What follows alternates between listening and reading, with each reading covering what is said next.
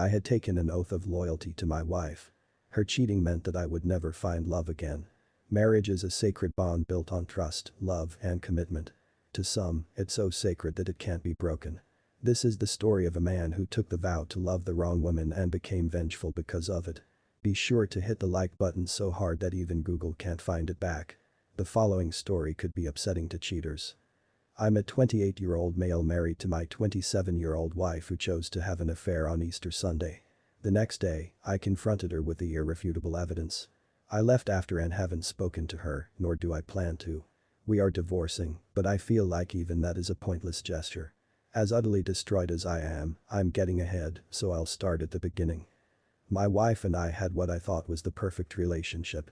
We were best friends and seemed to benefit each other in a multitude of ways. We grew up together and dated our last 2 years of high school all the way through college. We were both raised religiously with norms and values, so we saved ourselves for marriage. Physically, we were each other's first everything. We attended the same university in different fields of study and married 2 years after graduation. We moved to a major city near our hometown to be near our families. I got a job as an engineer, making a very decent salary with benefits. She got a job teaching at a high-profile private school, which she loved. Together, we made great money and we always spent much quality time together. We traveled, we dined out frequently, and every night felt like a date night. Even among a group of friends, there was always the two of us together. We were so stupidly happy that they could have put our goofy love grins as the sample photo and picture frames for sale. Our sex life was great and had always been. Less than 4 times a week was considered a dry spell for us. We had a great life in general. Well, at least that's what I thought. I thought we had a great life together, but I've come to realize all of that was a lie. To think we were planning to try and have children soon. This totally blindsided me. I cannot stop hurting. I wanted to be a father someday. Now that's an impossibility. Easter morning, at the break of dawn, we were supposed to help at our church, hiding Easter eggs on the property for kids to find later. We got up and threw on some clothes without showering before driving to the church together. We groggily helped hide obvious eggs for the kids and more secretive eggs for the older kids later that day. My wife took many pictures on her phone of us, as well as many members of the congregation. We all ended up having coffee and donuts while conversing before heading home. I'd driven to the church, but I got my wife to drive us home. She commented she was going back to bed for a few hours when we got back. I wanted to preview the college basketball championship game the next night because my father was a Baylor graduate. We brought my wife's iPad along, which I used all the time like it was my very own. I never expected to see anything, and she didn't anticipate showing me anything. I'm not very tech savvy, so I still don't know what happened exactly, but I was reading an article as we were walking into the house. In the lower right corner, an icon appeared that said something about photos. Then a picture appeared, atop the other. I don't know if my wife's phone was syncing to the iPad or our Wi-Fi again. I'm at a loss. I saw the pictures were the ones my wife had just taken minutes before outside the church, so I continued reading. Suddenly, a few pictures flashed by that looked like they contained nudity, which was very out of character for my wife. I tried tapping on the pictures to go back, but it was like the photos weren't on the iPad, it just showed each one to me for a split second. I opened the photo file on the iPad, but nothing remotely worth mentioning was stored on the iPad that I could find. I realized none of the photos taken at the church were on the iPad yet. I'd seen them flash by. My wife went into the kitchen and got a bottle of water to take with her as she headed back to bed. I watched her walk up the stairs, and for the first time in the history of our relationship, I felt like she might be hiding something from me. I searched every file I could find on the iPad, hoping I could find what I'd seen, but I eventually realized that to ease my mind, I'd have to check my wife's phone. I walked upstairs and found her sleeping soundly in our bed. I grabbed her phone off of the charger and took it into our bathroom. We'd never had an open or closed phone policy, we just used each other's devices at will with nothing to hide. So discovering her passcode had been changed made my heart nearly stop. I tried it again and again at different speeds. No doubt it had been changed. My eyes welled up with tears, just knowing my wife was probably hiding something from me.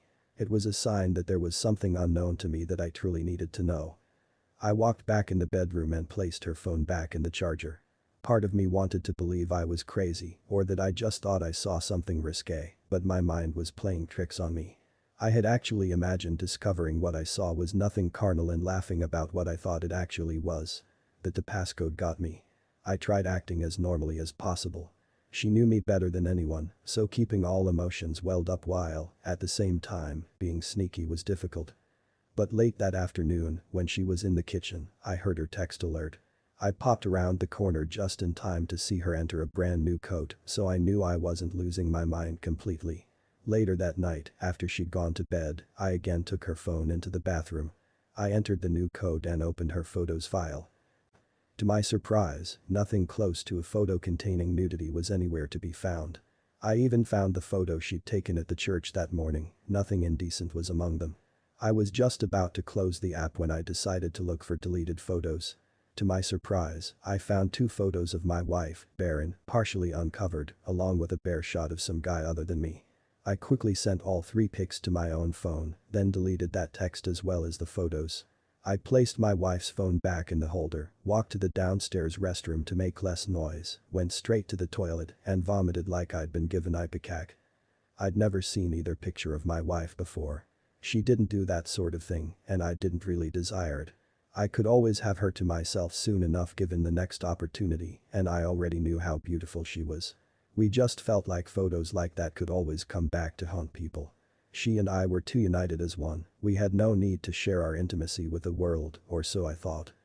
I sure didn't know who the guy was in the picture.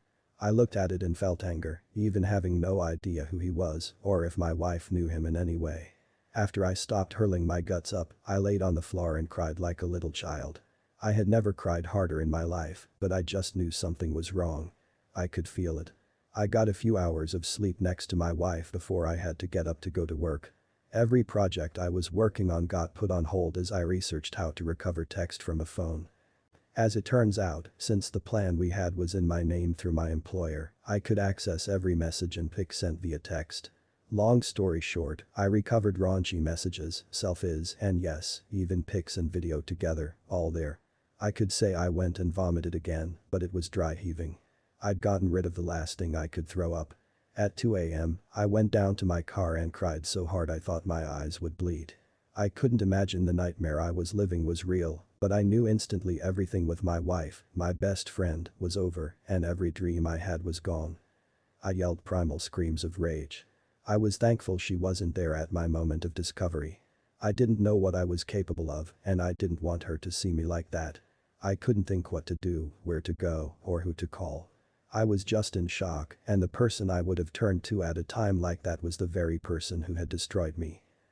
I stopped crying and just sat there, unsure of what to do, but certain I didn't want to do anything. I knew that what had started off as an unproductive morning was certain to be an unproductive day. I went back inside, met with each team member on the company project we were doing, then left work. I didn't even want to look at my wife, so I certainly wasn't going to go by her school to confront her. I just drove around for hours in shock. I went from tears to rage and back again. The evidence was overwhelming and undeniable. I thought of emailing her and both our families all the information I'd found and then driving to a ravine. I truly didn't want to continue like this, and I certainly didn't want to deal with a confrontation to end our marriage once and for all. My wife usually got home a few hours from work before I did, so I parked down the street from her school to see where she went when she got off from work. I had it in my mind, from what I'd found, that she'd probably head to her lover's house for sexy time after work, but she left and went straight home, oblivious I was following her most of the way. I printed out pages and pages of texts and pictures at work to show her what I knew. I anticipated confronting her and her denying anything until I showed her proof, leading to much conversation and fighting. I didn't want that. I didn't want to ever lay eyes on her again, talk to her, or be in her presence ever again. Those pictures, in particular, ended all love I ever had for her in an instant. In fact, in the course of a day, I went from loving her more than I knew possible for a human to love, to hating her with every fiber of my being. How she could do to me what she did was mind-boggling. We were done the second she cheated. I was just the last to get the memo. My mind was all over the place. I just wanted to go into the house, pack a bag, and leave without seeing her or saying a word, if possible. When I walked in the front door, she was sitting on the couch texting. She may have been texting her mom, her sister, most anyone, but I knew she wasn't texting me, and that day I've learned the odds were high she was busy doing more things that could cause me more pain. She smiled and noted that I was home from work early. I didn't say a word to her. I just walked down the hall into our bedroom, got a suitcase out of the closet, and began packing clothes for the work week for my stay in a hotel room. She came into the bedroom, saw me packing, and asked if I had to go on a sudden business trip. I stopped what I was doing, looked directly at her with a stare of absolute loathing, then continued packing. She walked up to me and asked, "Hey, what's wrong? Are you okay?" I recoiled from her touch like I had just touched some roadkill with maggots on it. I turned and loudly told her to never touch me again before pushing her away. When she tried to ask what was wrong, I called her something that I can't say here. Let's say I said the worst thing you can say to a woman that has no virtue or morality. She had the audacity to look shocked and hurt. That's when I pulled out the stack of papers I'd copied, threw them onto the bed, closed my suitcase, and began to leave. She sat down to look at the papers, but before I got down the hall, I heard her scream no, no, no, before breaking down in tears and running to catch me. I made it out the door to my car and threw my suitcase in the back. She managed to make it outside before I pulled off. I extended my middle finger in her direction as I drove away. My phone started going off like a casino slot machine, so I just turned it off. My plan was to completely ghost her and let whatever steps needed to be done for divorce taken care of by my lawyer. I didn't want to know how they met, why it happened, and what exactly had occurred between them. She knew damn well that infidelity was a deal breaker. Why she was even calling, I had no idea but didn't care. I got a motel room about a mile from my job and checked in. I walked to an adjacent restaurant and forced down some food I didn't want to eat. Back in the room, I used the motel phone to call my mom and tell her where I was. She'd been worried as she'd been one of the first people my wife had called after I left. I asked my mom if she'd been told why I left, and she admitted she hadn't. I told her what I'd found, explained we would be divorcing, and I'd be looking for a job in another state, so I never had to run into my cheating ex-wife or any of her family again. I asked her to keep what she knew between her, my dad, and siblings. My mom cried. I mean, I wasn't there to see it, but it sounded like ugly crying and disbelief, but the realization my wife and her family were no longer any part of our lives hurt. I'm sure knowing she'd never hold a grandchild fathered by me hurt a lot too. But she knew how I was raised, so she also knew I was done. I have to emphasize that my family is very religious. My whole life, I believed that I would marry once. My ex-wife grew up the same way. It was heartbreaking, and I was exhausted after the call with my mom, so I wept and struggled myself to sleep, only to be awakened by a knock at the door around midnight. I got up and looked out the peephole to see my wife anxiously waiting for me to open the door. I couldn't grasp how she'd found me, much less figured out what room I was in, but I did not want to see her or hear her voice. After what she did to me, she lost any right to even look in my general direction. So, again, I used the motel phone, but instead of calling family, I called the local police. I stayed on the line, explaining the situation, as they sent 2 officers. I waited and pretended not to be there while she wouldn't leave the door. When the cops arrived, I watched as they removed my soon-to-be ex-wife from in front of the door and led her over to the squad car. Then, one officer knocked on the door and I let him into the room. He assured me they wouldn't let my wife in and asked how I wanted them to proceed. I explained I wanted her to leave me alone and I wanted absolutely no contact with her ever again. He and I filled out all the necessary paperwork for a restraining order.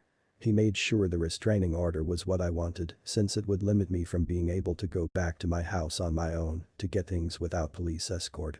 I told him I never wanted to enter that house again. I was done with her and she could have it and the rest of our belongings too.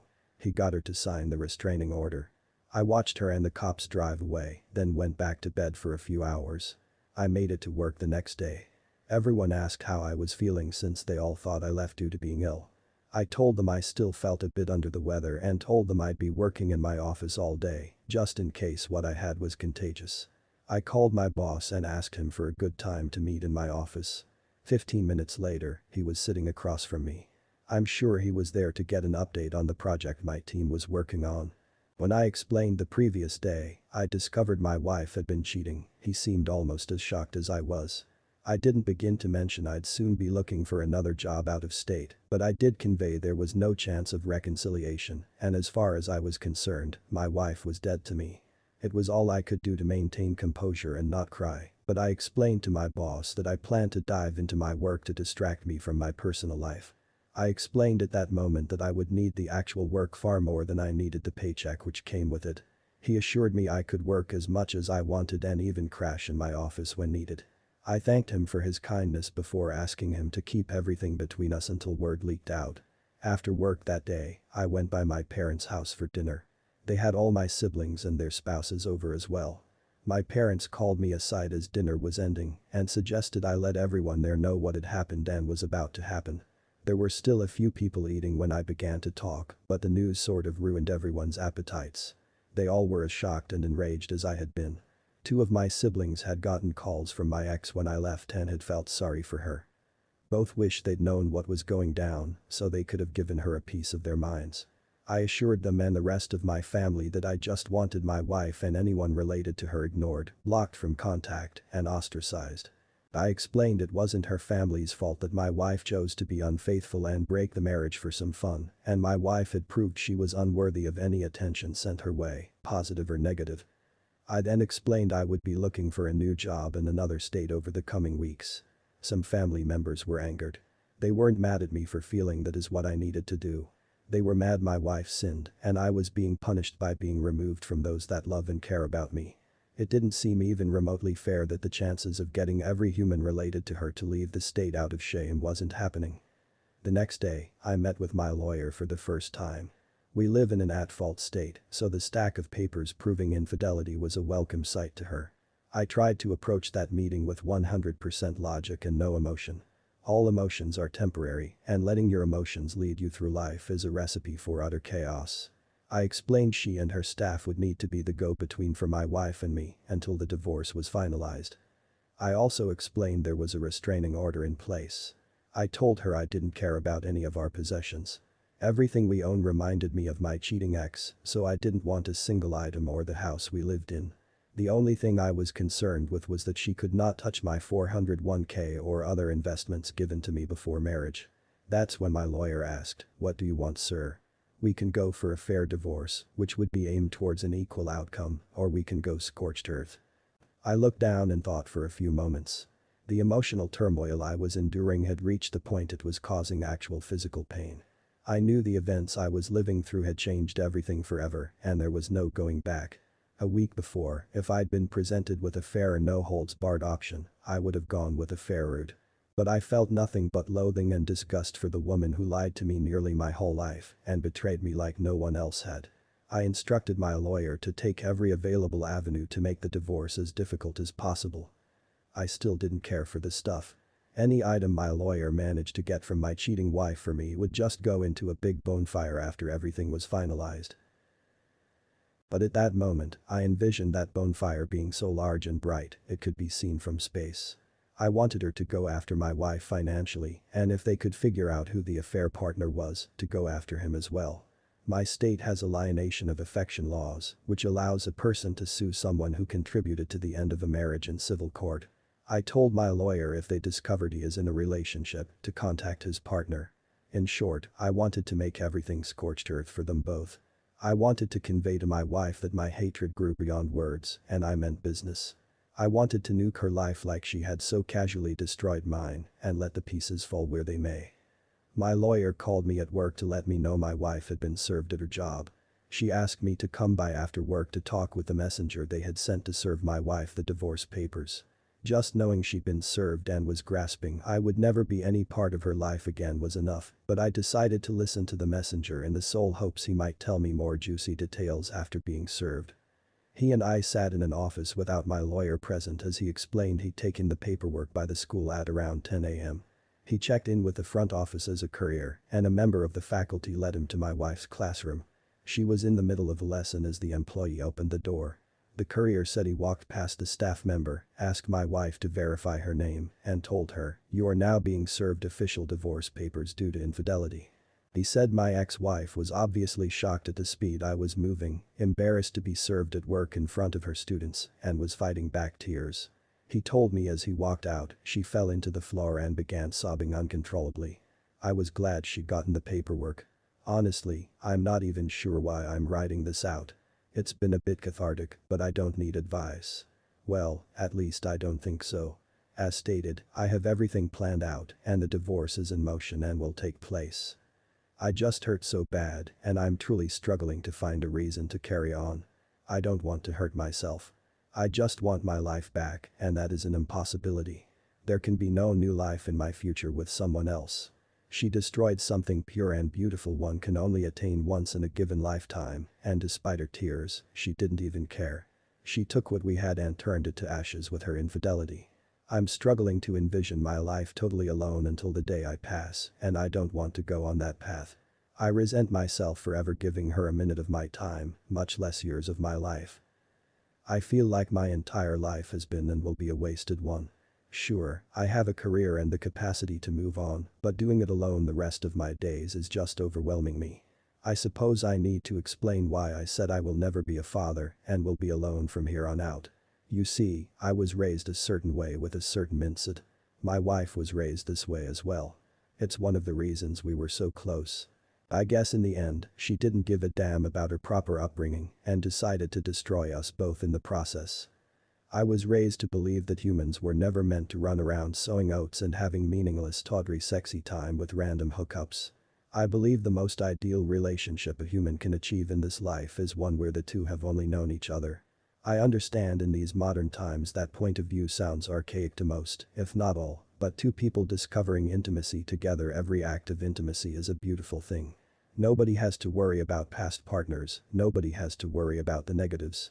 Nobody has to worry about your partner's experiences with other people because there were no other partners.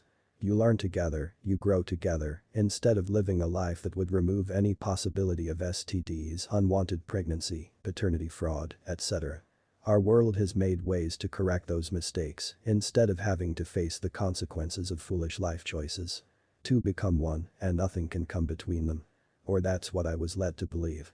That is the way romantic relationships were meant to be, but humanity has run away from that mindset. That's what my wife claimed to believe to me more times than I could count. I couldn't begin to tell how many times my wife claimed to be grateful we lived our lives the way we did. She said she cherished the fact that we could know each other in a way few people can anymore. I guess that was all shameless lies, but it doesn't even matter anymore. Because of that mindset, there can never be reconciliation, and there is no way I could ever view her as attractive after seeing what she was doing behind my back.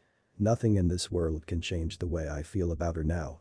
Before I found out, I would have hugged and kissed her with all the love I had for her, but now she could appear on her best day before me, and it would make me feel sick to my core. And as I have known someone else, I can never have that bond with another human. I couldn't date a virgin, even if I wanted to, because of my relationship with my wife. I couldn't be what that hypothetical celibate person deserves. I'm sure I will get some hate from various progressive listeners who view sex as something to do with random people for fun. That's all fine and dandy, opinions differ, and I know my viewpoint is far from standard anymore. But I truly believe two people are the way it has always been supposed to be. By saying two people, that's regardless of gender or orientation. What any two people do in the privacy of their own company is their business and certainly none of mine. I cannot stress enough that I don't care about anyone's orientation. It's a major reason I don't want to know any more specifics about my wife's affair. My wife turned out to be a lecturer and a Jezebel. So that's my loss and my own stupidity for choosing so poorly. I just don't think it's fair that I didn't commit the sin, but I'm the one who has to endure life the rest of my days totally alone. Focusing solely on work the last few days, I've made massive amounts of progress on the company project. Since all my time had been spent in my office, it seems stupid to pay for a motel bed when my office has a comfortable couch. I woke up this morning with every intention of getting further ahead on the project, as well as beginning my job search in other states. But when I sat down in my desk chair and saw the date on my computer, I had a realization that brought me to tears. Now, I'm done. This is my wife's birthday. Obviously, I had zero plans to send her any well wishes, but it made me consider something I hadn't. That date will always belong to her, at least in my mind. It was bad enough thinking about upcoming holidays, making me flash back to happier times when I had someone. I think I could always ignore those days and just work, but today's date will always bring her to mind. No matter what I do or where I go, I cannot get away from that. Moving away and avoiding her doesn't really remove her from my life because she was my life. I want to erase every memory of her in my mind. I want to forget I ever knew her. What were cherished memories just 1 week ago are now nothing but bitter memories of lies and deception. I can't endure that, I just can't. It's amazing how quickly life can just flip the script on you and destroy your entire world overnight. I just felt her actions said much harsher things to me than any words I could say to my wife ever could. But when things end, they end. Much like life. Sure, I could seek out help to try and convince myself this all hasn't been as bad as it seemed, but my grandpa taught me not to blow smoke up anyone's booty, especially my own. So it's done, and so am I. This obviously isn't the time or manner I envisioned it ending, but sometimes this life can be cruel. God bless you each and every one, may you know peace in this life. I would not wish love upon anyone, even my worst enemy. Wow, this story is crazy. You know, I understand that you have been through a lot since your wife cheated on you, and I want you to know that I sympathize with your pain. It sounds like you have been working very hard on your company project, but I hope that you will take some time to take care of yourself and address your emotions. It's okay to grieve and feel hurt, and it's important to acknowledge your feelings instead of suppressing them. I can understand why the date of your wife's birthday would be difficult for you, and it's normal to associate certain dates or holidays with memories of happier times. However, it's important to remember that just because your wife cheated on you doesn't mean that all memories of her were lies or deceptive. It's okay to cherish the good times that you had together, but it's also important to recognize that it's time to move on from the relationship. I would also have some concerns about your behavior, such as choosing to sleep on a couch in your office instead of seeking out a more comfortable place to stay. It seems like you are isolating yourself from the world and not allowing yourself to process your emotions in a healthy way.